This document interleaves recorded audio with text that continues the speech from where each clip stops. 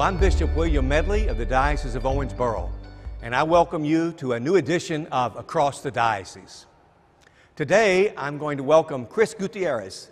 Chris is the director of our Office of Hispanic Ministry, and he and I are going to talk about a unique experience I had this summer when I went to the Mexican-American Catholic College in San Antonio for most of the month of June and July to study Spanish and to study the Hispanic culture.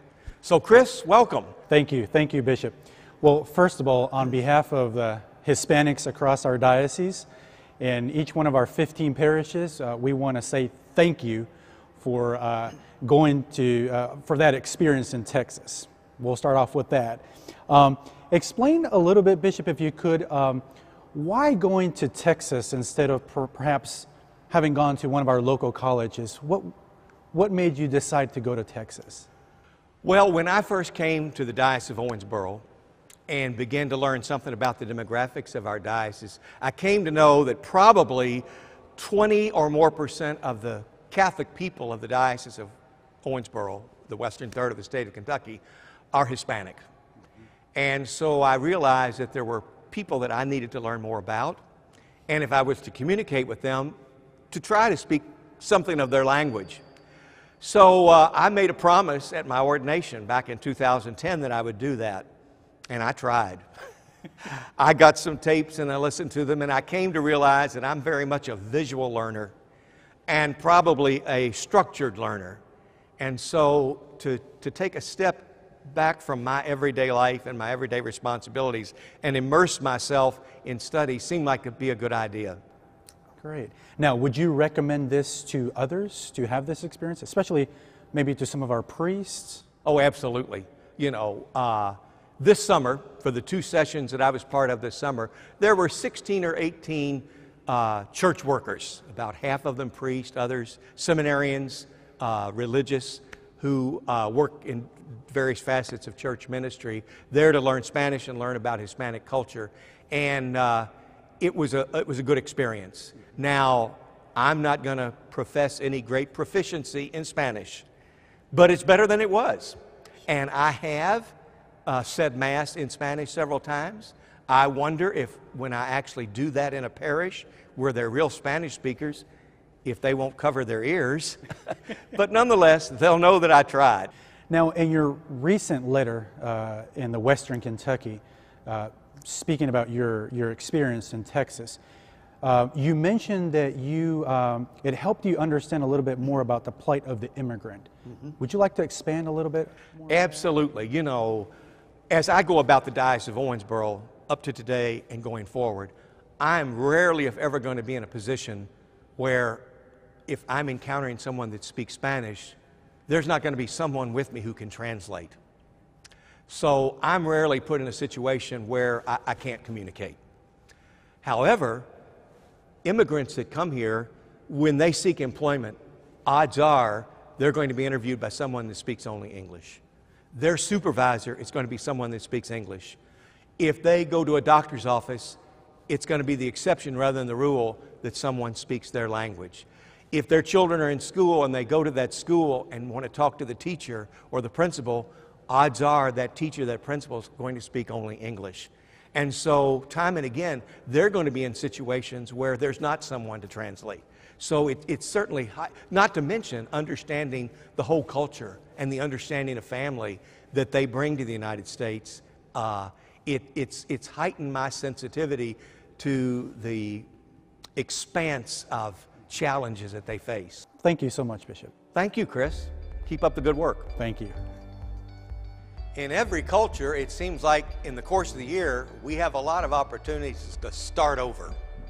Obviously, New Year's Day is one of those. We make resolutions and plan, often with good intentions, how this year is going to be different, this year is going to be better than last year.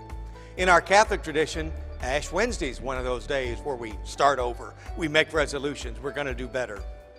The first Sunday of Advent is considered the first day of the church year. And again, oftentimes parishes initiate programs. We make promises that things are going to be better and things are going to go well. In our culture, in our American culture, the beginning of the school year is also such an occasion.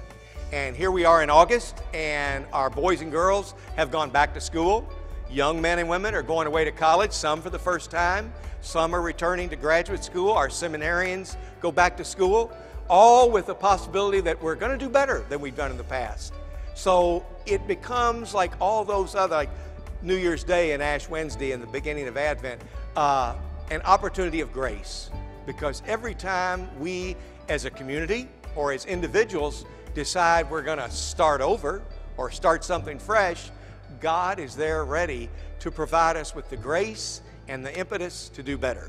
So welcome back to school, everyone, and let's make this a year of grace and a year of a lot of fun. I'm Bishop William Medley, and we're back with Across the Diocese. And I'm very pleased today to welcome Dr. Fred Litke. Dr. Litke is the Associate Director of Vocations for the Diocese of Owensboro. Particularly today, I want to have a little conversation about observance of Vocare. Vocare meaning the Latin words to call. Vocare is a special event in our diocese, and I'll let you tell them a little bit about the history and what it's all about. The whole idea was threefold. One, to come together as a diocese. Number two was to recognize vocations throughout the diocese to priesthood and religious life. And third was to give people an opportunity to contribute to the education of our seminarians who are in school. We do have an endowment in the diocese, but it doesn't sufficiently pay for the education of our seminarians. So this is a way that we can augment the seminary endowment and help pay for the cost of education of our seminarians.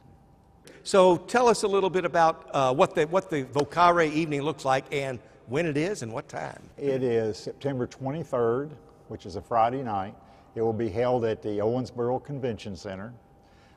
Social hour begins at 5 p.m. Meal will start around 6 and the program will start at 7. Our keynote speaker this time is a man named Andy Day. And Andy is originally from Owensboro. He went to Christendom College for his degree and got a degree in economics and political science.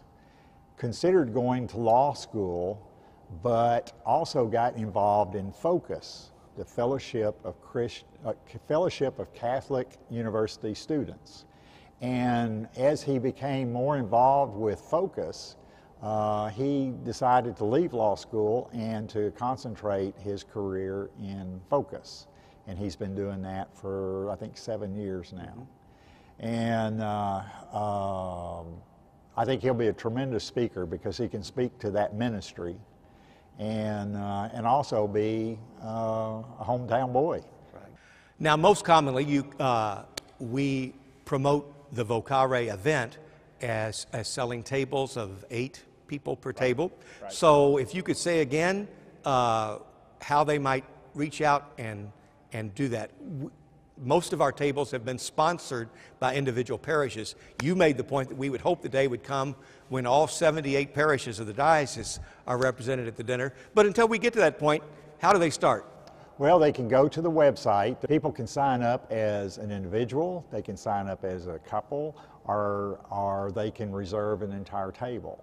And that could be as a parish, as a local business, or as a person themselves that wanted to sponsor a table. We have several people through the diocese that will buy a table and then offer that up to their parish. Invite family and friends. Invite family and friends. Well, we hope to sell the place out that night. And if people can't come and join us, they can all pray for vocations, right? They can. Well, thank you, Fred. Thank you for the good work and for the committee that makes this all look so flawless when we come together for the event. Thank you.